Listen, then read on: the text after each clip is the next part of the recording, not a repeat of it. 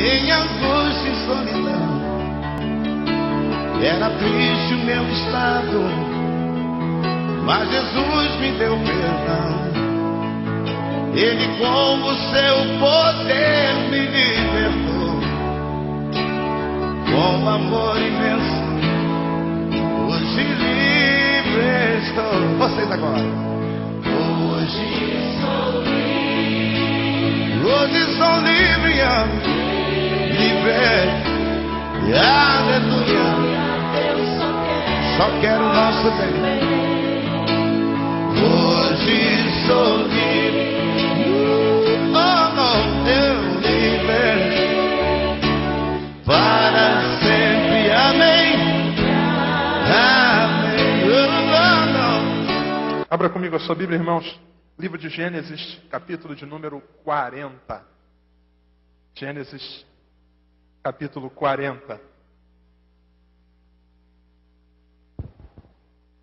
Eu quero ler com os irmãos os 3 primeiros versículos desse texto. Depois eu quero também ler mais 3 versículos que eu acabei não pedindo para colocar ali na tela. Gênesis 40, versículo 1, diz assim: Passadas essas coisas, aconteceu que o mordomo do rei do Egito e o padeiro ofenderam o seu senhor, o rei do Egito. Indignou-se Faraó contra os seus 2 oficiais, o copeiro-chefe e o padeiro-chefe, e mandou-os detê-los na casa do comandante da guarda, no cárcere onde José estava preso. Queria convidá-lo para que abrisse agora o capítulo 41, capítulo de número 41, versículo de número 41 também. Diz assim a palavra do Senhor. Disse mais Faraó a José: Vês que te faço autoridade sobre toda a terra do Egito. Poderia sentar, irmãos, em nome de Jesus. Eu queria pedir a você que mantivesse a Bíblia aberta aí, porque depois eu quero ler mais 2 versículos aqui para facilitar a nossa compreensão. Esse texto que nós acabamos de ler, ele conta para nós uma parte da história de um dos personagens, para mim, mais interessantes do Antigo Testamento, que é esse moço chamado José, esse homem de Deus, esse gigante de Deus. José é fato, talvez seja a forma mais comum pelo qual nós o conheçamos, talvez esse seja o fato que marque de maneira mais forte a sua vida. José é conhecido pelos seus sonhos. Os irmãos de José, eles, de forma pejorativa, criam um nome para José. A Bíblia diz que quando eles vêm de longe, eles estão apacentando o rebanho, José vem aparecendo, eles dizem assim: ali vem o sonhador mor, ou o grande sonhador. O objetivo deles era negativo, mas eu acredito que a gente possa tomar essa expressão e aprender com esse homem a sonhar com excelência. José, ele é marcado na Bíblia, a Bíblia começa a contar a sua história quando ele tinha apenas 17 anos de idade.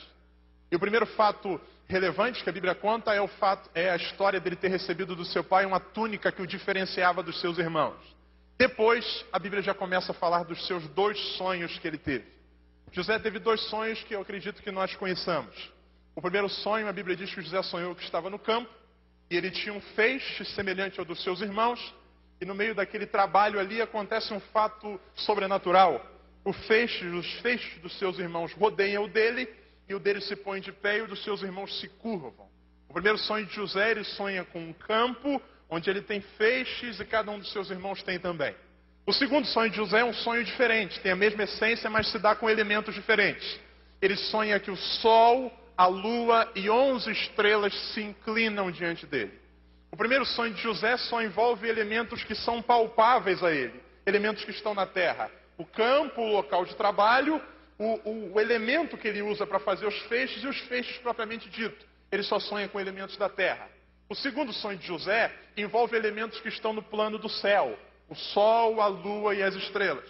José tem esses 2 sonhos. Talvez eu possa extrair daqui, dessa vida de José, um princípio para que nós tenhamos vitória nos nossos sonhos. José sonha o primeiro sonho que só envolve elementos que estão na terra. Campo, feixes, molhos. Mas José sonha um segundo sonho, que só envolve elementos que estão no céu. Sol, lua e estrela. Às vezes nós não temos êxito naquilo que sonhamos ou empreendemos fazer, Porque nós às vezes acabamos setorizando os nossos sonhos.